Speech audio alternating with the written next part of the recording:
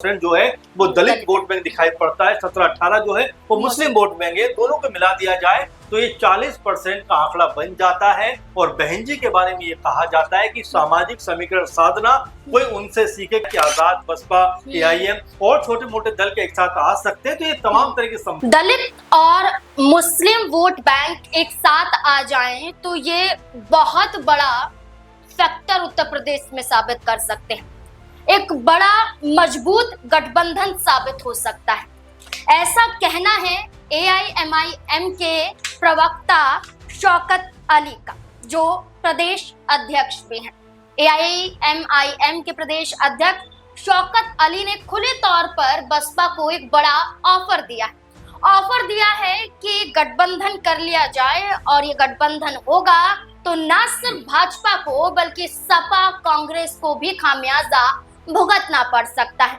विधानसभा चुनाव में मजबूत गठबंधन हो सकता है, लेकिन क्या जिस बसपा ने कांग्रेस को नकार दिया, जिस बसपा ने सपा को नकार दिया, जिस बसपा ने चंद्रशेखर आजाद के असपा को नकार दिया, क्या वो एआईएमआईएम के साथ गठबंधन करने के लिए हामी भरेंगी? क्या बसपा और एआईएमआईएम का गठबंधन होता है तो क्या उत्तर प्रदेश में एक मजबूत गठबंधन बन पाएगा? ये बड़ा सवाल उत्तर प्रदेश के विधानसभा चुनाव के लिहाज से बन जाता है, और इसी पर चर्चा करेंगे। कई बड़े सवाल यहाँ पर उठ रहे हैं, निकल रहे हैं, और इन्हीं सवालों के जवाब खंगालने की कोशिश करेंगे। हमारे साथ हमारे वरिष्ठ सहयोगी अमन सर मौजूद हैं। सर, एआईएमआईएम प्रदेश अध्यक्ष शौकत अली के बयान को किस तरह से देखते हैं कि जहां कांग्रेस को खाली हाथ लौटना पड़ता है, सपा को खाली हाथ लौटना पड़ता है, तो एआईएमआईएम किस आधार पर बसपा को ऑफर दे रही है? देखिए, पहली बात तो ये नजर आती है कि ओवैसी जी जो हैं वो 200 सीटों पर चुनाव लड़ने की बात करते हैं। वहीं एआईएम के जो प्रदेश अध्यक्ष शौकत, वो ये कहते हैं कि हम क्या बीएसपी के साथ में गठबंधन कर सकते हैं। तो ऐसे में कई तरह के अब इसको लेकर चीजें सामने आती है कि क्या बसपा जो एकला चलो की नीति पर लगातार बात करती रही है, बीते कई दफा हम देख रहे हैं कि उत्तर प्रदेश में मंथन होता हुआ दिखाई पड़ता है, बातचीत होती हुई नजर आती है। तमाम तरह से जो बीएसपी के नेता हैं उनके बीच में कई तरह की रणनीतियां बनती हुई दिखाई दे रही हैं, लेकिन क्या वो रणनीतियां अकेले चलने को लेकर हैं या यहाँ पर संभावना बाकी दलों के साथ में जाने को लेकर भी है? क्योंकि जब बीएसपी की मीटिंग हुई उत्तर प्रदेश में, उस मीटिंग के दौरान भी हमने देखा कि मायावती जी ने किसी के खिलाफ कोई शब्द नहीं बोला, कांग्रेस पार्टी को लेकर कुछ नहीं बोला, सपा को लेकर कुछ नहीं बोला, बीजेपी को लेकर कुछ नहीं बोला, लेकिन ये जरूर कहा कि हमें अपनी पार्टी को मजबूत करने की जरूरत है।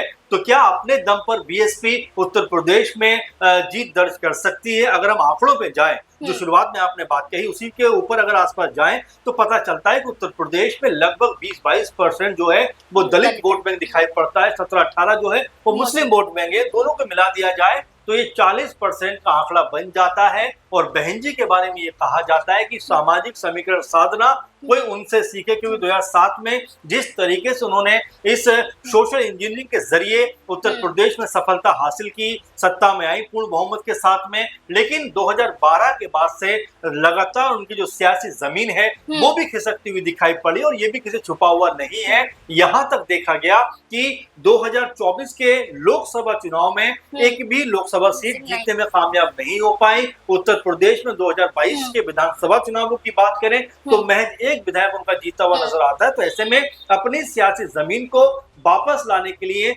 मायावती को किसी न किसी का सहारे की जरूरत तो बिल्कुल पड़ेगी। तो क्या जो दलित वोट बैंक है और क्या मुस्लिम वोट बैंक है, यहाँ पर क्या वो एक साथ आता हुआ दिखाई पड़ेगा?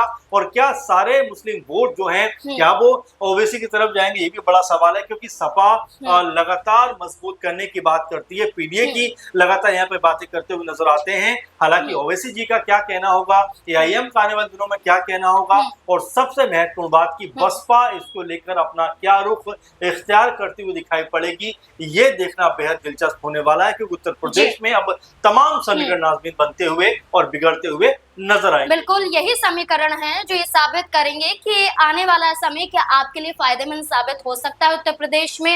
अब जैसा कि सर ने कहा कि बीएसपी 2022 के विधानसभा चुनाव में मात्र एक ही सीट को जीत पाई, और अगर हम एआईएमआईएम की बात करें तो लगभग 100 सीटों पर उम्मीदवार उतारे गए और एक भी सीट एआईएमआईएम नहीं जीत पाती है। तो ये बताया गया कि खुद ओवैसी की पार्टी अकेले लड़ी, वो चुनाव नहीं जीत पाई, बीएसपी अकेले लड़ी, चुनाव नहीं जीत पाई। लेकिन 2020 के बिहार विधानसभा चुनाव पर नजर डाला जाए तो यही दोनों दल गठबंधन में चुनाव लड़े थे और इसके साथ और अन्य दल भी थे। और जैसा कि देखा जाए तो बिहार विधानसभा चुनाव में इस गठबंधन ने कुल 6 सीटों को जीता था, जिसमें 5 AIMIM और 1 BSP थी। और इसके बाद जो बिहार में फिर विधानसभा का चुनाव होता है, इस विधानसभा चुनाव में अलग अलग तरीके से चुनाव लड़ा जाता है, अकेले चुनाव लड़ा जाता है, बल्कि AIMIM के साथ चंद्रशेखर आजाद की पार्टी आती है। और इस बीच में देखा जाता है कि ओवैसी की पार्टी फिर से 5 सीटों को जीत लेती है, बीएसपी 1 सीट को जीत लेती है। तो सर इससे सवाल बनता है कि जब बिहार में गठबंधन रहते हुए फायदा हुआ था, कुछ सीटें जीती गई थी, तो आप उत्तर प्रदेश में क्यों नहीं करते? क्योंकि कई पार्टियां हैं जो वोट काटने के लिए, वोट बैंक को कम करने के लिए अपनी छोटी पार्टियों को आगे कर रहे हैं। जाहिर बात है नाज़मीन, क्योंकि अगर हम 2019 का हम चुनाव देखें, उसमें समाजवादी पार्टी और बसपा दोनों मिलकर चुनाव लड़ते हैं और दोनों जो मोदी लहर के बावजूद 15 सीटों पर जीत हासिल करते हैं, यानी 5 समाजवादी पार्टी को मिली और 10 सीटों पर बसपा ने चुनाव जीता। लेकिन चुनाव जीतने के कुछ समय के बाद बसपा की तरफ से कहा गया कि भाई सपा की वजह से हमारा जनाधार खत्म हो रहा है, कमजोर हो रहा है, इसलिए हम उनके साथ नहीं चलेंगे। और उसके बाद 2022 में अकेले चलो की नीति पर चुनाव में जाते हैं उत्तर प्रदेश में और महज 1 सीट जीत पाते हैं। उसके बाद फिर 2024 में चुनाव आते हैं, कहते हैं कि हम अपने दम पे चुनाव लड़ेंगे और एक भी लोकसभा सीट जीत नहीं पाते, जबकि पूरे देश में बीएसपी की तरफ से तकरीबन 400 प्रत्याशी मैदान में उतरे थे। तो ये ताकत अब दिखाई पड़ती है कि वो